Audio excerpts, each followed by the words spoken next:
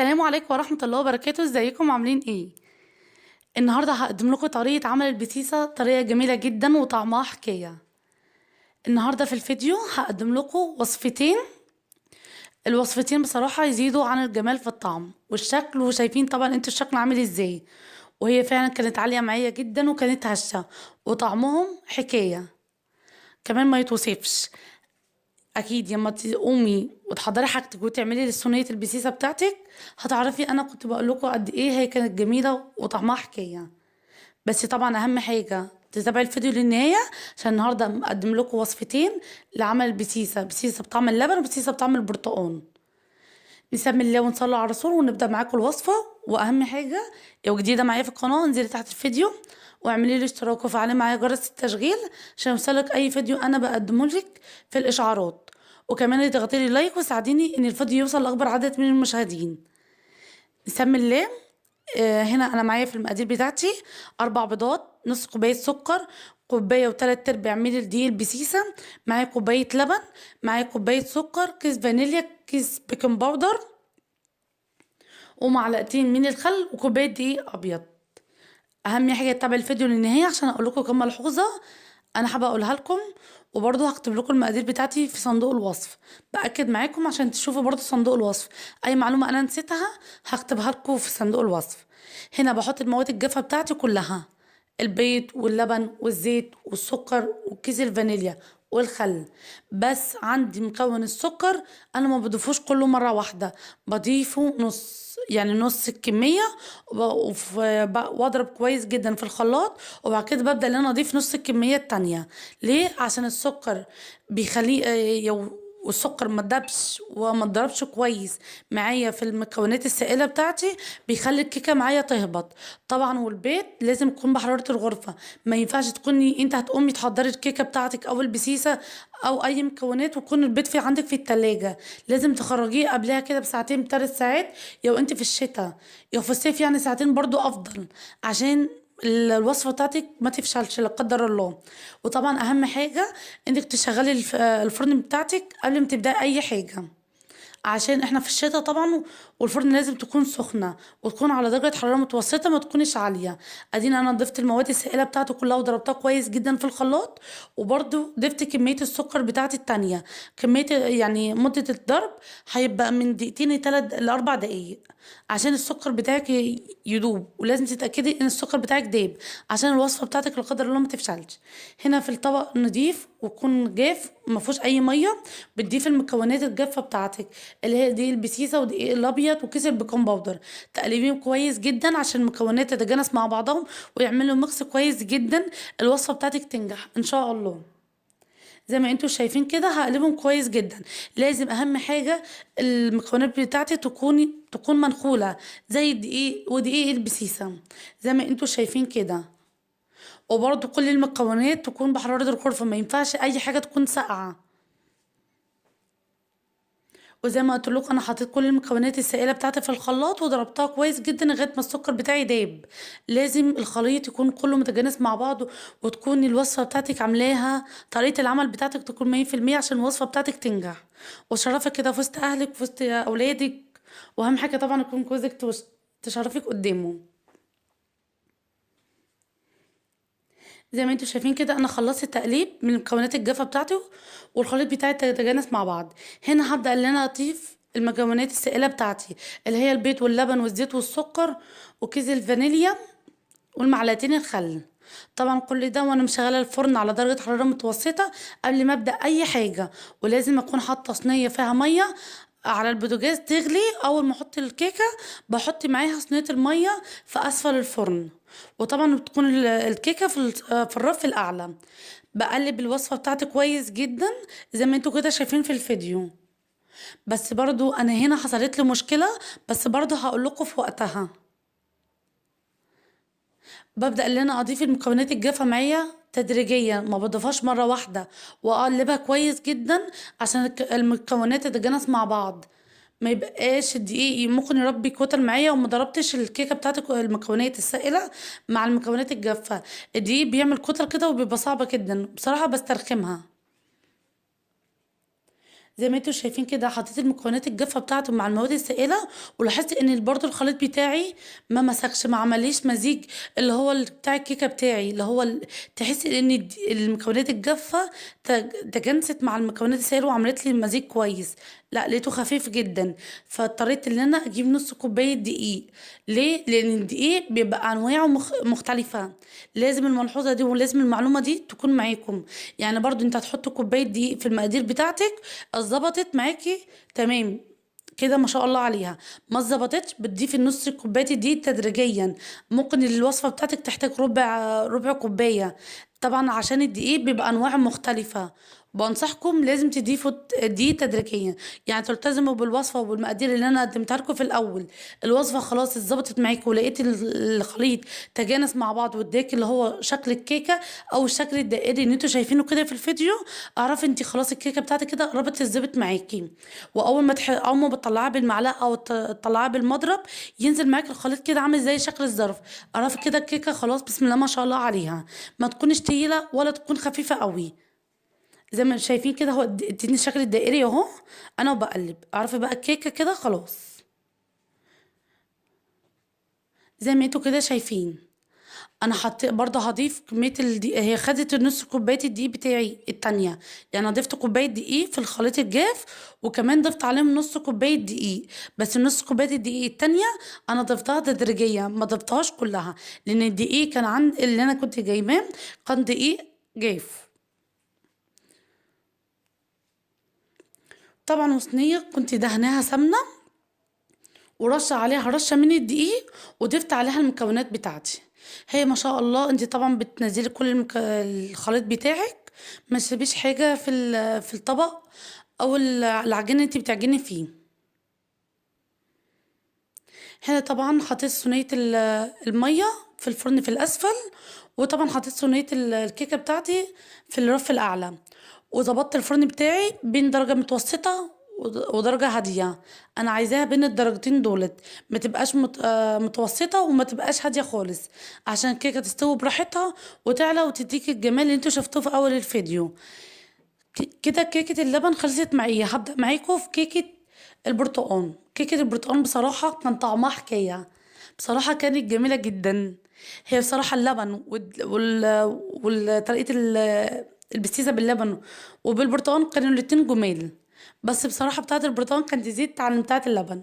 كانت جميله جدا وكانت عجباني انا قوي يعني صراحه. طبعا وبتاعه اللبن هي خلصت قبل بتاعه البرتقال، بس انا بتاعه البرتقال كانت بصراحه حباها وكانت عجباني.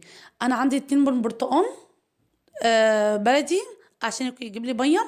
طبعا بتغسليهم كويس جدا، بتقشري القشر بتاعهم، بتبشريه بالمبشره وتسيبيه على جنب. وهنا البرتقانتين هبدأ اللي انا اقطعهم بالعرض، وابدأ اللي انا او يعني اقسمها، وهطلع البذر بتاعها واي قشر ابيض. عشان انا البرتقال مش هعصره، انا هحطه في الخلاط اضربه مع المكونات السائله بتاعتي. ما تخافيش مش هتمرر، بالعكس هتديكي طعم حكايه وهم. بصراحه كان طعمها رائع جدا. هنا بتبدأي ان انتي تفتحي البرتقانة بالعرض، وتبدأي برضو تقسميها على 4 زي ما انتوا كده شايفين. والاجزاء البيضة اللي انا بشاور لكم عليها دي بتبدأوا ان انتوا تشيلوها، عشان الحاجات دي ممكن تمرر معاكم في الوصفة. طبعا المواد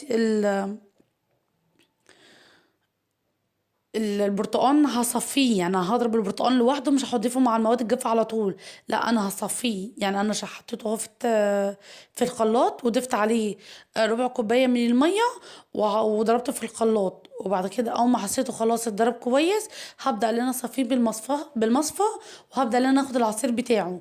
التفل والحاجات اللي هتنزل معايا دي انا بشيلها برميها، مش بستخدمها معايا في الوصفة. زي ما انتوا شايفين كده انا بصفيها عشان احصل على العصير بتاعي. وصفة سهلة من غير ما تعصري بقى البرتقال وتطلعي العصير في الخلاطة، تعملي كل حاجة وسهلة جدا. وزي ما قلت لكم القشر بتاعها ما بتغسليه طبعا كويس جدا، وتبدأي ان انت تبشريه زي ما انا هوريكم كده في الطبق. طبعا معايا هنا المقادير بتاعتي. معايا كوبايتين من دقيق البسيسة، معايا كوباية ونص من دقيق الابيض، معايا نص كوباية من اللبن. اللبن مش عايزاه كتير، لان طبعا انا عندي كوبايه من عصير البرتقال، بس عشان يخلي طعم البسيسه طعمه حلو كده. بامانه الوصفه هتعجبكم كده بتاعه البرتقال. معايا 5 بيضات، معايا كيس البيكنج باودر، معايا كيس الفانيليا. تمام. انا ما حطيتش خل في بتاعه البرتقال، اكتفيت بالماده بتاعه البرتقال، هي تعلي لي كثافه الكيكه. هنا حطيت بشر البرتقال مع البيض مع كيس الفانيليا مع نص كوباية من اللبن مع كوباية البرتقان العصير اللي انا صفيته. وطبعا الزيت حطيت 3/4 كوباية واقلب شوية، يعني 3/4 الا معلقة زيت زي ما انتوا كده شايفين معايا. وهبدأ ان انا اخلط الخليط ده كويس جدا زي ما عملت في الوصفة الاولى في الخلاط. اضربه كويس جدا طبعا. والسكر هضيفه جزئين مش هضيف جزء واحد، عشان ما يخليش الكيكه معايا تهبط. زي ما انا قلت لكم لازم السكر يكون يدوب كويس جدا. هبدا بقى ان انا المي كده كل الحاجات اللي معايا، وهبدا ان انا اجيب الخلاط بتاعي واخلط الخليط. وكيس الفانيليا طبعا اوعوا تنسوه. انا بحب، هو ممكن تكتفي ببشر البرتقال، بشر البرتقال هيضيع زفاره البيض، بس انا بحب احط الفانيليا مع البيض. بصراحه الوصفه كانت حكايه رائعه، ان شاء الله ما تجربوها هتعرفوا قد ايه الوصفه بتاعتي كانت سهله وبسيطه وجميله جدا، وهتخلص معاكم بسرعه. وبرده في طبق يكون ما فيهوش ميه، يكون ناشف يكون جاف. بتحطي المكونات الجافه بتاعتك، اللي هو كوبايتين من دقيق البسيسه وكوبايه ونص من الدقيق الابيض.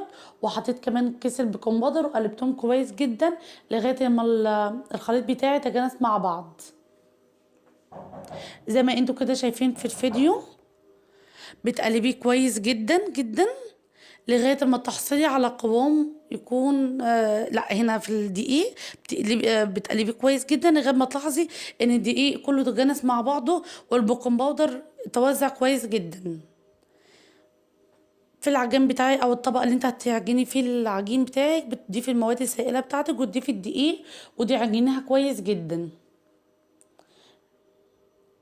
طبعا انا البرتقال صفيته خلاص، مش هصفي العجين بتاعي لان المواد السائله بتاعتي، لان خلاص كده انا مصفياه ومتاكده ان هو انا خدت العصير بس. وتبداي طبعا تضيفي المكونات الجافه بتاعتك تدريجيا، ما يكونش في ما تضيفهاش مره واحده عشان ما يربيش كتل معاكي في العجينه ويبقى صعب. برضو في الوصفه دي لاحظت برضو هي ما اتربطتش كويس جدا، واحتجت لربع كوبايه من الدقيق. عشان كده بقول لكم عينيكم ميزانكم بزيت في ربطة الكيكة. الكيكة الدقيق بيكون مختلف، بيبقى انواع كتيرة في الدقيق. طبعا انت بتشتري دي حلويات من اي علاف، بس طبعا انت بتأكدي اللي هو دي حلويات، بس طبعا بيبقى ليه انواع.